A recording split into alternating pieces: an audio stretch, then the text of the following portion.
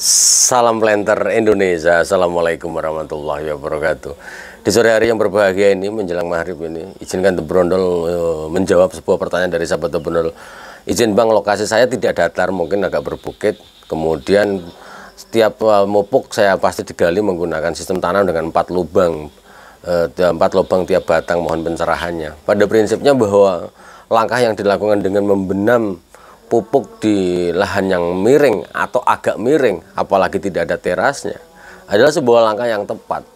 Karena sekali lagi bahwa faktor kehilangan dari pupuk bukan hanya dari penguapan saja, namun bahwa faktor kehilangan dari pupuk adalah sangat mungkin pupuknya terbawa aliran permukaannya. Sehingga di daerah-daerah yang miring atau agak miring yang sama sekali tidak ada penahan dari aliran permukaannya, maka dibuatlah dengan menggunakan sistem dibenam atau dipupuk menggunakan sistem lubang.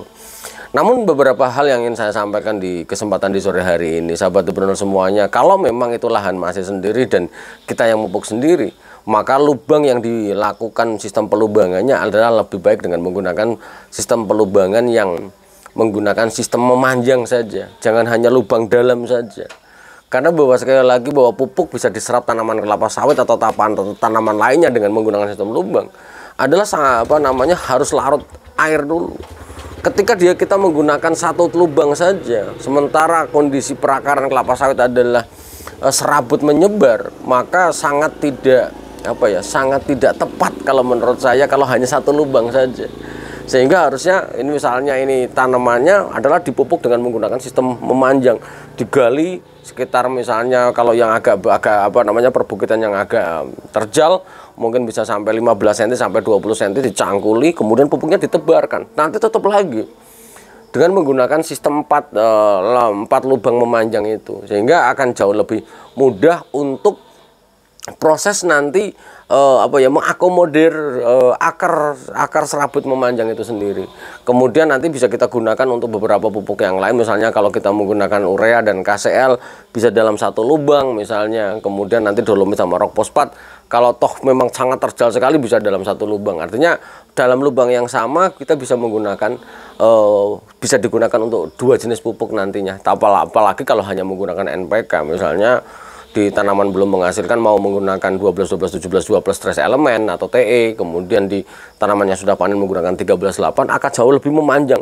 Memanjang ini bahwa akar ketika dia larut, kemudian akar akan mendekati unsur hara yang diberikan. Ini akan lebih mungkin kelemahan dengan menggunakan metode ini salah satunya adalah pasti tenaga kerja atau usaha atau tenaga kerja yang diberikan akan lebih banyak dibandingkan menggunakan sistem cangkul satu lubang saja. Namun ketika kita menggunakan satu lubang larut, kemudian akar akan mendekati unsur hara. Kalau saya sih cenderung tidak masih membutuhkan waktu yang cukup lumayan. Tapi kalau dia memanjang, akar terakomodir gitu. Ini yang menjadi perhatian The Brondol di dalam sistem pemupukan dengan menggunakan 4 lubang ini.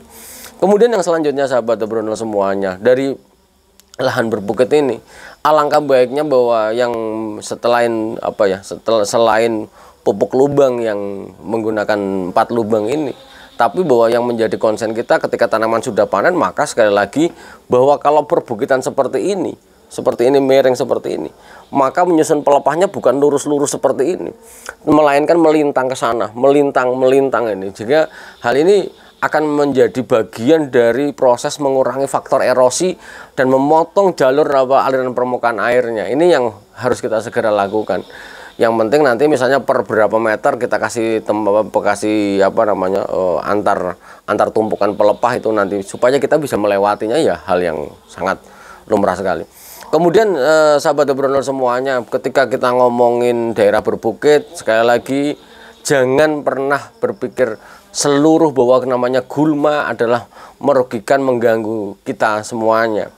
Pada prinsipnya gulma memang tumbuhan pengganggu ya, atau baik penyerapan unsur hara dan air, dan kemudian intinya akan mengurangi faktor produktivitas tanaman kita. Namun kalau kita lihat itu ketika gulma kita lunak, kemudian gulma kita lunak khususnya berdaun lebar dan lunak, maka tidak semuanya harus di bumi hanguskan. Padahal ada kita bisa ngambil sisi positif dari gulma itu sendiri, yaitu adalah bagaimana ketika gulma itu tumbuh maka akan mengurangi faktor percikan air yang pertama. Jadi air hujan tidak menggempur tanah kita secara habis nanti akan membawa partikel-partikel tanah jika ada aliran permukaannya.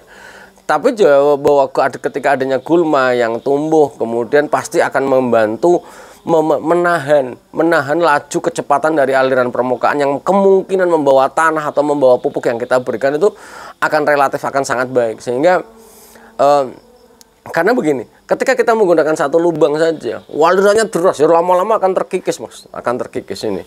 Sehingga bagaimana membuat aliran permukaan menjadi lebih slow, itu jadi kita potong-potong. Jadi kalau jalurnya miring adalah potong kena gulma, kemudian kena tumpukan pelepah dan sebagainya. Sehingga aliran permukaan yang membawa pupuk atau membawa unsur hara dari yang sudah larut ataupun dalam bentuk partikel pupuk itu sendiri akan relatif lebih pelan dibandingkan kalau tidak ada apalagi gundul. Ini sangat tidak direkomendasikan the brondel.